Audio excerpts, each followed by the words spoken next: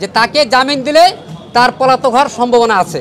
আদালত সেটি পর্যালোচনা করেছেন, পর্যালোচনা করে মনে করেছেন যে এই মুহূর্তে তাকে জামিন দেওয়া যাবে না এবং আমাদের আবেদন নামঞ্জুর করেছেন। যে there is a fact behind the skin, there is a fact behind the skin, এটা সে বারবার বলতে চায়। আমরা আজকে জামিন চেয়েছিলাম, আর রিমান্ডের প্রার্থনা প্রসিকিউশন পক্ষ আজকে করেননি। বিগত দিনে আপনারা দেখেছেন 6 দিনের জন্য তাকে রিমান্ডে নেওয়া হয়েছিল 2 বারে। এই যে 6 দিন তাকে রিমান্ডে নেওয়া ছিল, তাকে জিজ্ঞাসাবাদ করা হয়েছে। এই জিজ্ঞাসাবাদের প্রেক্ষিতে আজকে যে ফরওয়ার্ডিং দিয়ে আয়ুর সাহেব যে তথ্য দিয়ে বিজ্ঞ আদালতে আসামিকে প্রেরণ করেছেন, সেখানে উনি বলেছেন যে তথ্য পাওয়া যাচ্ছে, সাক্ষ্য প্রমাণ পাওয়া যাচ্ছে। আরও বলেছেন যে তাকে জামিন দিলে তার পলাতক হওয়ার সম্ভাবনা আছে।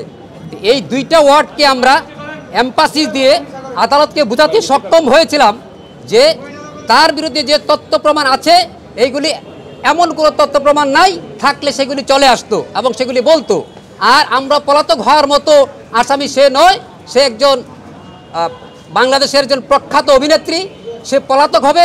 যদি আদালত মনে করেন সে পলাতক হওয়ার মতো সম্ভাবনা আছে, আদালত যে কন্ডিশন দিবেন, প্রয়োজন হলে তার পাসপোর্ট যদি রেখে দিতে চান, সে বিদেশে যাইতে না পারে, তার ইনকাম ট্যাক্সের কাগজপত্র আছে, তার বাসা বাড়ি আছে, আমরা যেই ধরনের সিকিউরিটি চান সেটাই আমরা দেব, তবু জামিন দেন। বিজ্ঞ আদালত সেটি পর্যালোচনা করেছেন, পর্যালোচনা করে মনে করেছেন যে এই মুহূর্তে তাকে জামিন দেওয়া যাবে না এবং আমাদের আবেদন নামঞ্জুর করেছেন।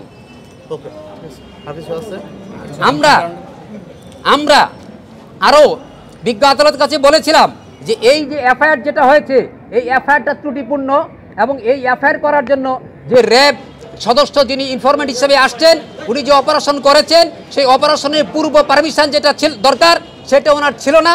দি আর্মস অ্যাক্ট ব্যাটালিয়ন অর্ডিন্যান্স 1979 এর 6 ধারা অনুযায়ী উনি সেটা পারেন না এবং এই আসামিকে 24 ঘন্টার বেশি তারা অ্যারেস্ট করে স্বীকৃত মতে তাদের কাস্টডিতে রাখতে পারেন না এবং সেটা রাখার পরে তাকে বিজ্ঞ আদালতে সময় মতো প্রডিউস না করে এই যে সময় ফৌজদারি কার্যবিধির 161 ধারার বিধান ব্যত্যয় করে তাকে আদালতে নিয়ে এসেছে।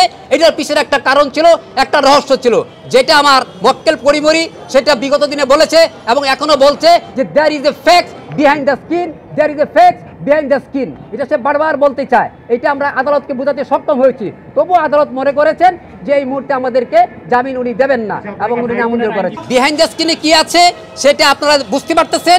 এটা যেহেতু মামলাটা এখন তদন্তাধীন, এই বিষয়ে আমরা সুস্পষ্ট বক্তব্য দিতে পারবো না। মামলা তদন্ত হলে সেটা বেরিয়ে আসবে, তদন্ত কর্মকর্তা সেটা নিশ্চয়ই উদ্ঘাটন করবেন। যদি বিহাইন্ড দ্য স্কিনে কিছু সত্যি থাকে সেটা আমরা দেখতে পাবেন। আপনার ক্লায়েন্ট আপনাকে বলেছেন নিশ্চয়ই এটা, উনি গত তারিখেও যখন আদালতে আসছিলেন উনি বলেছেন, চিৎকার করে বলেছেন, সেটা আপনারা জানেন, আপনারা শুনেছেন। উনি বলেছেন যে আমি প্রতিহিংসার শিকার, আমি ষড়যন্ত্রের শিকার। এটা থেকে আপনারা বুঝতে পারবেন, দেশের মানুষ বুঝতে পারবে, তদন্তকারী কর্মকর্তা বুঝতে পারবে, সাক্ষী বুঝতে পারবে, যারা যারা সংশ্লিষ্ট আছে তারা সবাই জেনে গেছেন। জামিনের জন্য আমরা আপাতত উচ্চ আদালতে যাওয়ার আমাদের কোনো সিদ্ধান্ত নাই, সেটা আমার মক্কেল বলবে যাব কি যাব না, সেই চিন্তা ভাবনা করে আমরা সেটা ডিসিশন নিব। আর এই মামলাটাই মূলত শারীরিক কন্ডিশন কি বলেন তো, শারীরিক কন্ডিশন দেখার জন্য আমরা তাকে আদালতে আনার জন্য, আদালতে উপস্থিত করার জন্য আমরা একটা দরখাস্ত দিয়েছিলাম। বলেছিলাম যাতে সে রিমান্ডে থাকার পরে তার শারীরিক কন্ডিশন কি এবং তার সাথে আইনি পরামর্শের প্রয়োজন রয়েছে, আমাদের সাথে দেখা করার প্রয়োজন রয়েছে। কিন্তু বিজ্ঞ আদালত সেই দরখাস্ত বলেছেন যে আইনের এমন কোনো সুনির্দিষ্ট বিধান নাই যে তাকে কোর্টে আনতে হবে, বিধায় সেটা নামঞ্জুর।